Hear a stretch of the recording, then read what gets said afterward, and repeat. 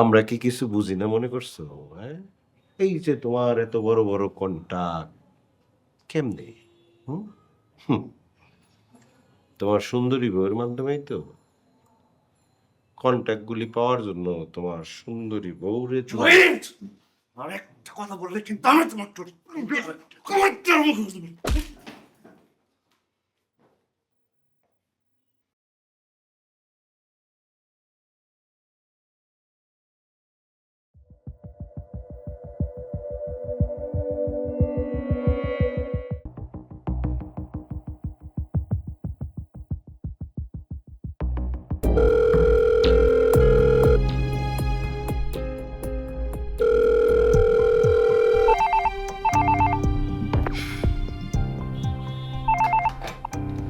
Hello.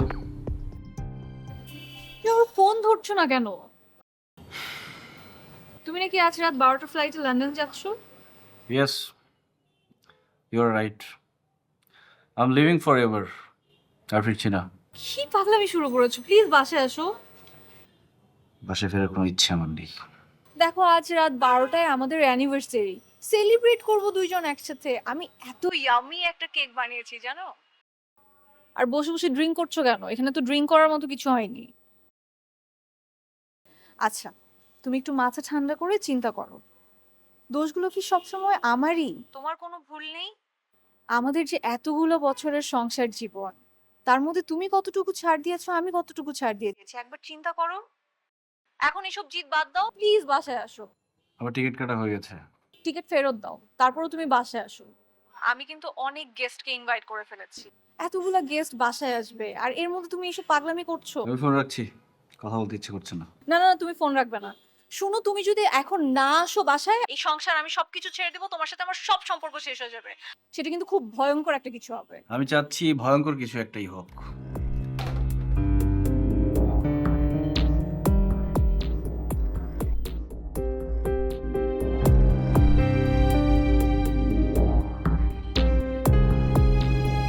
Sir ticket পাওয়া গেছে sir আজ রাত 10টায় ফ্লাইট। টিকিটটা কনফার্ম করুন। Okay sir.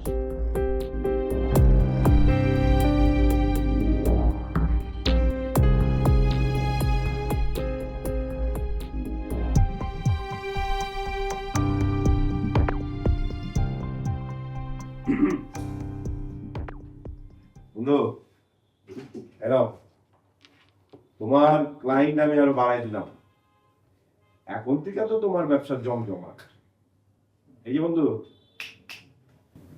আমার দিকে একটু তাকায়ও, মানে আমার কমিশনটা একটু বাড়াই দিন প্লিজ। জহির, তুমি যেসব কাজকর্ম করো সবই কিন্তু আমার কানে আসে। আর তুমি খুব ভালো করে জানো এগুলো আমার একদম পছন্দ না। তারপরে তোমাকে কিছু বলি না, কারণ তুমি আমার ছোটবেলার বন্ধু। তোমার ব্যাপারে আমি একটা সিদ্ধান্ত নিয়েছি। এইসব ধান্দাবাজি আমার অফিসে আর চলবে না। তুমি দয়া করে আমার অফিসে আর আসবে না। বন্ধু আনিস, তুমি যে এমন কিছু করবে সেটা আমি আগেই টের পাইছি। টের পাওয়ারই কথা, কারণ তুমি যে লোক ঠকানোর কাজ করছো এগুলো আমি একদম পছন্দ করছি না। আসলে কি তাই? নাকি আমি একটু পয়সা কামাচ্ছি, একটু একটু করে আগায় যেতেছি, এটা তোমার ভালো লাগতেছে না? তোমার কি তাই ধারণা? আসলে জহির, তুমি কিন্তু আগাচ্ছ না, তুমি আসলে পেঁচাচ্ছ। তা না করে দেখো আজকে তুমি কোথায় আর আমি কোথায়। কিন্তু আমাদের শুরুটা কিন্তু একসাথেই হয়েছিল। এনিওয়ে, তোমার পাওনা রেডি আছে, তুমি অ্যাকাউন্টেন্টের কাছ থেকে বুঝে নিও। আর হ্যাঁ, 2-1 দিনের মধ্যে তোমার রুমটা ছেড়ে দিও, ওখানে সালেহা ম্যাডাম বসবে। তুমি এখন যেতে পারো।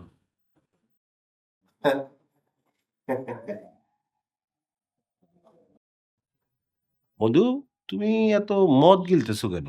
হ্যাঁ, নাকি তোমার সতীসাধ্যী স্ত্রীর সাথে একটু বেশি মাত্রায় ঝগড়া লাগছে? হ্যাঁ, এই ব্যাপারে আমি তোমার সাথে কথা বলতে চাই না। তুমি বলবা কেন?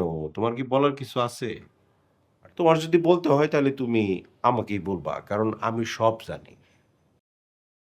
আমি তো প্রথম থেকেই তোমাদের এই বিয়ের বিপক্ষে, কারণ ওই মেয়েটারে আমার একদম সহ্য হইতো না। মেয়েটাকে তোমার সহ্য হতো না কারণ ওর প্রতি তোমার একটা দুর্বলতা ছিল।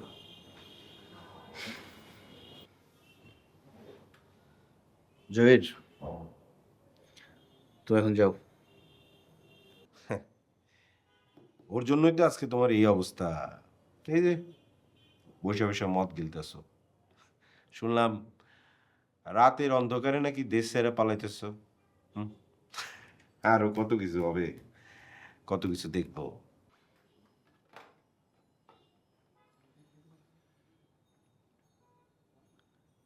আমার টিকিটটা ক্যান্সেল করে দিন। কিন্তু স্যার টিকিটের ফুল পেমেন্টই তো করে দিয়েছিস। যা বললাম তাই করেন।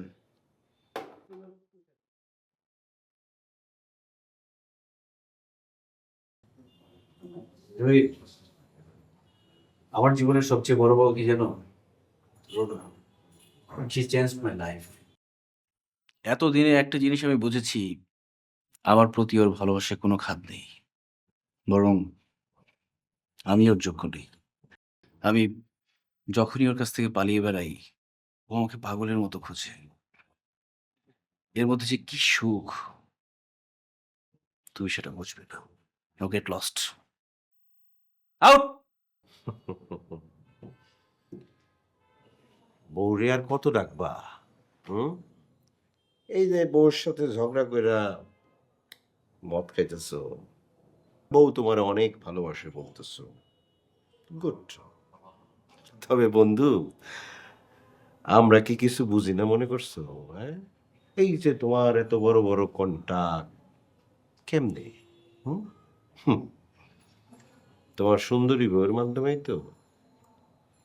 কন্টাক্ট গুলি পাওয়ার জন্য তোমার সুন্দরী বউরে আর একটা কথা বললে কিন্তু আমি তোমার টুটি।